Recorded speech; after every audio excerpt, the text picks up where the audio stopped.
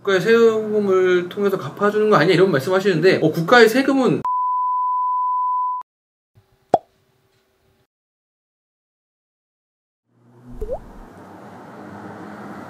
안녕하세요. 법무의 파트너의 최홍준 변호사입니다.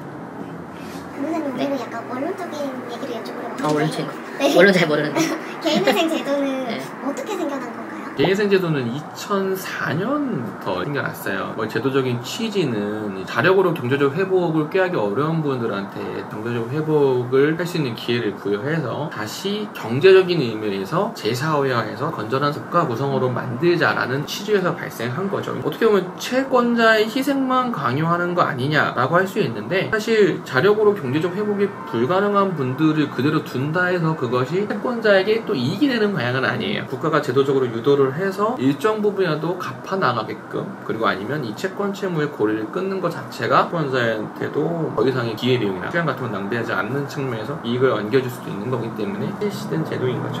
이런 개인회생, 개인회생 제도를 두고 어떤 분들은 성실하게 빚 갚는 사람은 바보다 이렇게 말하기도 하고 네. 세금으로 빚을 갚아주는 거 아니냐 이렇게 생각하는 경우도 있는데 어떻게 보시나요? 채권자의 측면에서 보면 그런 말 할 수 있을 것 같아요. 근데 사실 성실하게 일해서 빚을 갚을 수 있는 분이라고 하는 거는 자력으로 회복 불능한 상태에 도달했다고 보기 어려운 거예요. 자력으로 경제적 회복을 꾀할 수 없는 상황에 처하게 된 경위, 우리는 채무 중대 경위라고 표현하죠. 그게 누가 봐도 지탄받을 만한 경위라고 하면 그걸 다 애초에 안 받아줘요. 그런 걸 심사하기 위해서 엄격한 재산조사 절차 같은 게 있는 거고요. 그리고 주식, 비트코인 투자해서 손실 본 분들한테 개인회생을 이제 실무진칙으로 청산가치도 반영 안 하게 돼 있으니까 이걸 국가의 세금을 통해서 갚아주는 거 아니냐 이런 말씀하시는데 국가의 세금은 관여하지 않습니다. 국가의 재정으로 채권자들한테 해주지 않아요. 채권자들에 대한 변제는 어디까지나 채무자가 벌을 수 있는 가용 소득을 통해서 하는 거고, 나머지는 면책을 시켜서 채권자 입장에서는 손실로 볼 수 있지만 그걸 가지고 국가에서 재원을 마련해서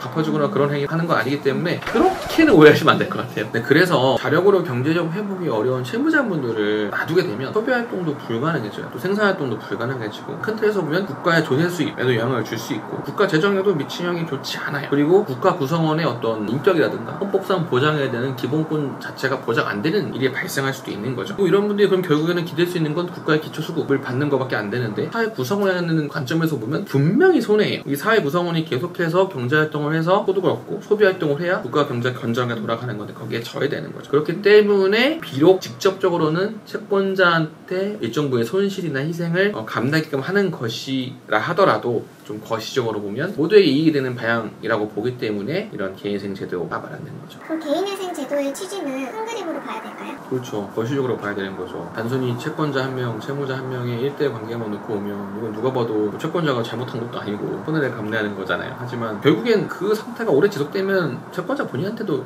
절대 이익이 되진 않아요. 오히려 벌어서 일정 부분으로 갚을 수 있게 하는 게 채권자한테 이익이 되고, 그게 사회 큰 틀로 볼수록 그 이익은 더 커지게 되는 거죠. 그리고 저희 영상을 사실 채권자분들도 보실 수 있다고 생각을 해요. 왜냐하면 내가 알던 지인이 나한테 돈 빌렸는데 갑자기 개인회생 신청했네? 어떤 액션을 취해야 되지? 이러한 관점에서 저희 영상을 보실 수 있으니까 채권자분들에 대해서도 좀 말씀드리고 싶은 게, 일단은 법원에서 충분한 심사 절차를 거칩니다. 채무자분들이 정말 이 제도를 악용하는 것이 아닌지에 대해서 충분히 심사를 하고요. 그리고 그 절차 내에 명시적으로 채권자들의 이의를 할 수 있도록 기관에 부여하는 절차도 분명히 있는 거고요. 한번 면책을 받으면 개인회생도 5년 동안 다시 신청 못하게 돼 있어요. 오남용을 방지할 수 있는 제도적 안전장치를 갖고 있기 때문에, 특히 그리고 저희 사무실에 오시는 분들 보더라도 사실 나 이거 한번 이용해가지고 빚 한번 깎아볼까 이런 분들은 없어요. 거의 사업적 실패, 그리고 연끌 안 하면 내 집 마련 못할 것 같아서 주식 투자 좀 해보다가 이런 경우가 다지, 악용하려는 분은 적어도 제 경험상에는 사실 거의 없었어요. 그렇기 때문에 혹시나 채권자분들 입장에서도 나한테 돈을 빌려간 지인이 개인회생 신청한다면 너무 부정적으로만 보지 마시고, 이게